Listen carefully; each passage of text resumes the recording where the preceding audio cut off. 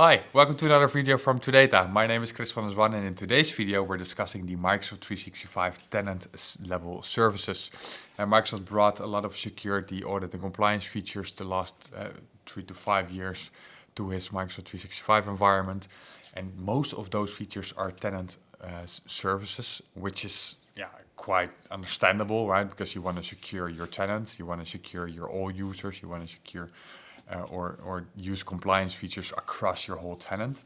But it also means that you need to pay for every individual user and subscription license, because also those services are licensed per user or per device, right? So in this video we will zoom into which service we're talking about it and how to avoid or scope to a limited number of users who are benefiting from these services. So let's jump into it.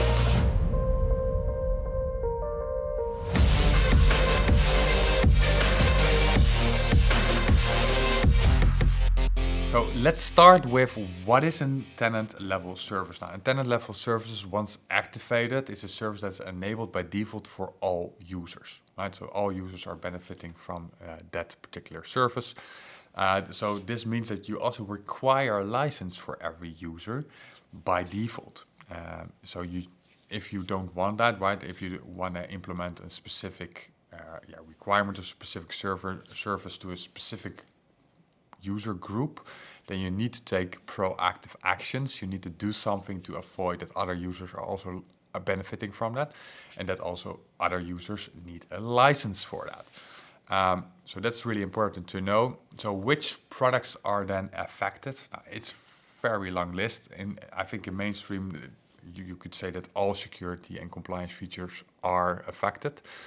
You can, I think about it as well from your own thoughts, right? If you look to Enter ID governance, okay, what is Enter ID governance doing for me, for my tenant, for my users? Yeah, it makes sense that this by default is enabled for all users. So if I don't want that, right? If I want to have a limited scope, what do I then need to do? That is in full detail described on the Microsoft Learn page.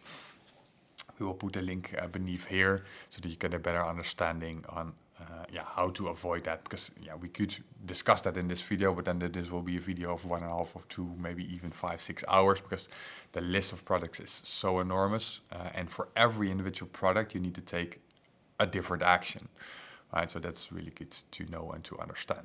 Just to give you an idea of what products are we talking about, we're talking about Microsoft Purview. This is, I think, the largest scope, because you have a lot of Purview products, right? You have Purview customer lot boxes, and nowadays starting with Microsoft Purview, communication, compliance, data connectors. Microsoft Purview is really his compliance and audit center, so to speak, for your tenant. We're talking Microsoft Defender stack, right? It's a Defender for endpoint, Defender for Office 365, Defender for identity. Those are all products that are tenant-wide features.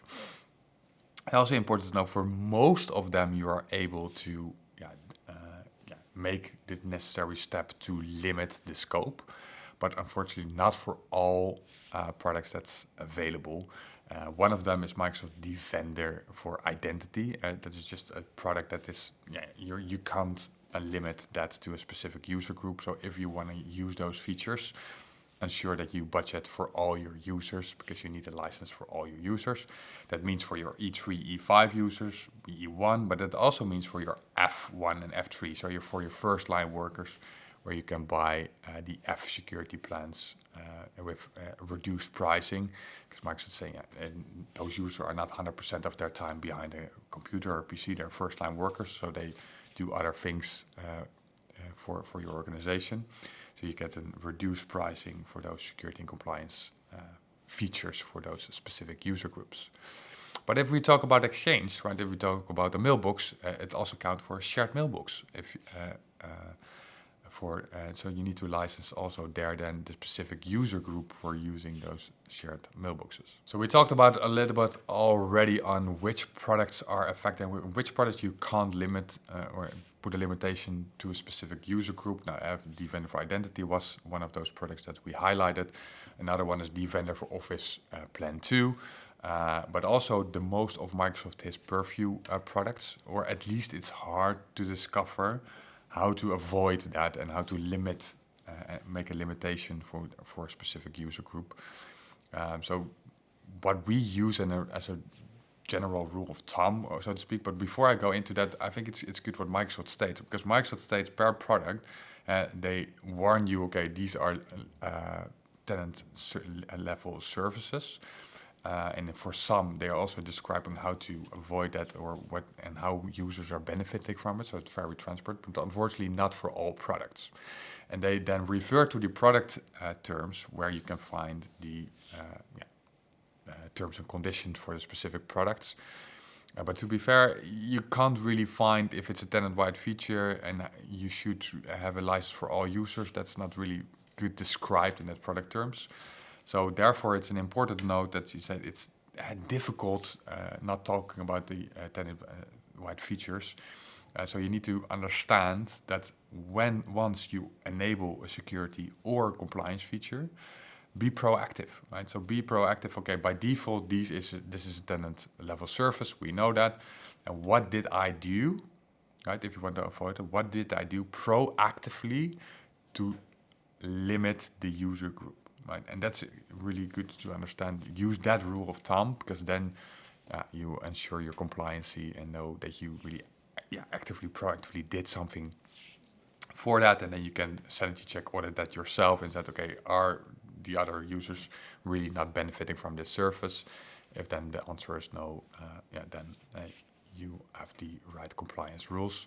But always check this per product, because also Microsoft has some guidance, and the guidance is different per product. So that's good to understand, to keep and be compliant in, and don't have surprises, budget surprises.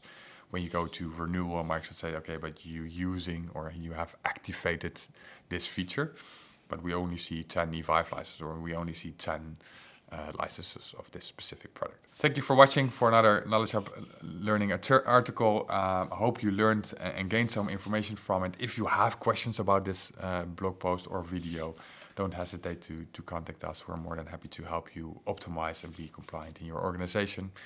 And for now, I see you next week. Bye-bye.